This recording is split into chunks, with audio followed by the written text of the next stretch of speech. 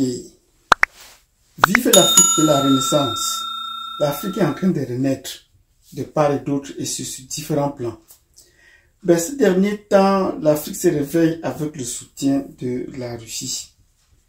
Certains pensent qu'on n'a pas besoin de la Russie, mais nous n'avons pas les forces nécessaires ou le droit de la force pour pouvoir surmonter notre réveil, pour pouvoir nous éveiller davantage. Nous avons besoin de la Russie, du parapluie d'un plus grand que nous, du droit de la force. Et c'est ce que la Russie nous enseigne. Nous allons voir ça dans les prochaines vidéos, comment se déploient les stratégies de la Russie en Afrique, de façon positive ou de façon négative. On va vous laisser les commentaires. Mais aujourd'hui, nous allons parler des colonies russes en Afrique. Les colonies russes d'aujourd'hui en Afrique. Est-ce que la Russie a des colonies en Afrique aujourd'hui? Mais avant de répondre à cette question, je vais d'abord faire un parcours historique pour essayer de déblayer le terrain et fixer le cadre de notre analyse. Un cadre plutôt académique, pas journalistique. Parce que dans les commentaires sur cette page comme ailleurs, j'entends des gens dire que les Russes n'ont jamais n'ont pas colonisé d'autres peuples. Oui, ça c'est avoir un peu la mémoire courte et c'est où l'histoire va venir trancher le problème. Est-ce que les Russes ont fait la colonisation? Oui. Et nous allons répondre dans un propos préliminaire pour apporter des réponses, des éclaircissements à cette question. Donc si vous voulez savoir comment la Russie ou les colonies que la Russie a eues dans l'histoire, abonnez-vous, installez-vous confortablement, cliquez sur la cloche de notification avant qu'on ne va voir les prochains éléments. Et surtout, partagez cette vidéo dans laquelle nous voulons vous démontrer que la Russie également a participé à l'impérialisme et à la colonisation de plusieurs pays à travers le monde. Sur ce, je vous donne rendez-vous tout de suite.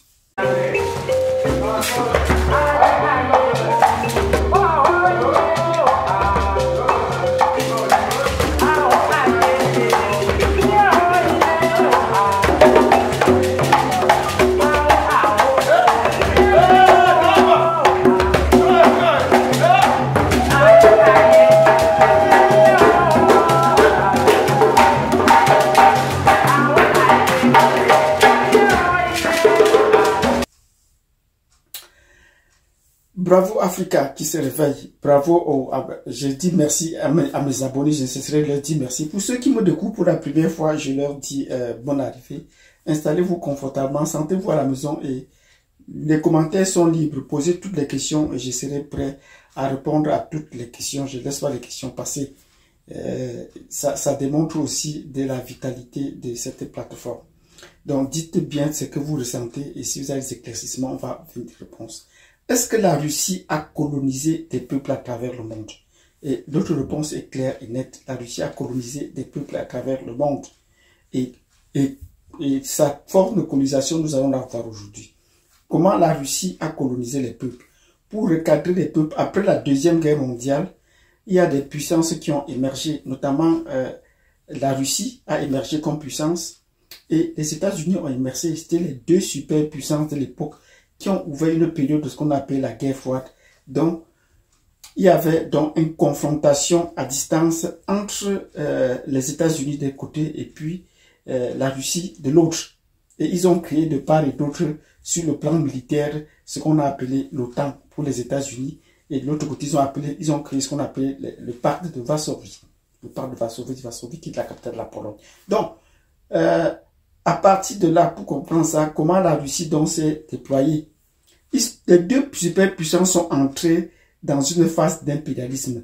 Et moi, j'ai fait des cours d'histoire en classe de terminale A, où on a étudié l'impérialisme américain et l'impérialisme russe. Ben, nous allons nous focaliser aujourd'hui sur l'impérialisme russe. Comment la Russie a procédé à l'impérialisme après la Deuxième Guerre mondiale, à partir de 1945. Après la Deuxième Guerre mondiale, la Russie a subi énormément de pertes. Des dizaines de millions de personnes sont mortes du côté des Russes. La Russie a perdu beaucoup de gens, plus que même dans l'Holocauste. Mais on n'en parle pas assez. La Russie a perdu beaucoup de gens parce que les troupes nazies sont allées un peu plus loin dans le territoire. Et pour les repousser, cela a pris également beaucoup d'hommes pour pouvoir les chasser. Et les Russes sont les premiers à entrer à Berlin, la capitale de l'Allemagne, la capitale nazie. Les Russes sont les premiers à entrer à Berlin et à repousser les forces nazies. Donc il faut dire qu'on retienne ça. Mais dans leur cheminement de Moscou jusqu'à la paix Berlin, ce qui est la RDA, ils ont conquis des territoires qu'ils ont gardés sous leur influence. Et c'est ça qu'on a appelé l'impérialisme, parce qu'après la guerre, ils ont gardé une certaine forme de pression d'impérialisme sur ces pays qu'on a appelés généralement l'Europe de l'Est. Des territoires peut-être qui semblaient vacants, qui n'avaient pas des limites fixes, ils les ont annexés et intégrés directement dans leur territoire. Donc vous comprenez que l'Europe de l'Est, ce qu'on appelle aujourd'hui l'Europe de l'Est, sont les anciennes colonies, sont les anciennes formes d'impérialisme russe exercées dans ces territoires. Donc la Russie, effectivement, fait l'impérialisme. Mais ces pays avaient une sorte d'autonomie, mais étaient sous la pression de la Russie et faisaient tous obligés partie du camp économique et du camp politique et du camp militaire de la Russie, comme je vous ai dit tantôt, le pacte de Varsovie. À côté maintenant, sur la partie sud, en Asie centrale, ça c'est pour l'Asie centrale, les pays comme le Kazakhstan ont été annexés et intégrés directement à la Russie. Et c'est tous ces pays qui ont été annexés et colonisés et intégrés directement à la Russie et qui ont formé après ce qu'on a appelé l'Union des républiques socialistes et soviétiques. Donc, tous ces pays que vous voyez sur la carte qui ont acquis leur indépendance et qui sont détachés de l'Union soviétique, notamment ceux de l'Europe, de l'Asie centrale, sont des anciennes colonies de l'Union soviétique, mais qui ont acquis leur indépendance véritable ou de fait à partir de 1990 avec le démantèlement du mur de Berlin et de l'Union soviétique. Et à partir de ce moment, après 1991, l'Union soviétique est redevenue dans ses propres limites qu'on a appelées la Russie. Donc, pour être l'Union des républiques socialistes et soviétiques, la Russie a conquis des territoires, a annexé des territoires et les a colonisés sous son impérialisme pour l'annexer directement dans son territoire. Et cela lui a permis d'étendre ses frontières plus à l'est, ainsi que plus à l'ouest. Donc, la Russie a effectivement fait l'impérialisme et colonisé des territoires. Et beaucoup de ces territoires aujourd'hui continuent à parler le russe, ont adopté le russe. Et c'est ça, les traces de l'impérialisme de la Russie sur ces pays.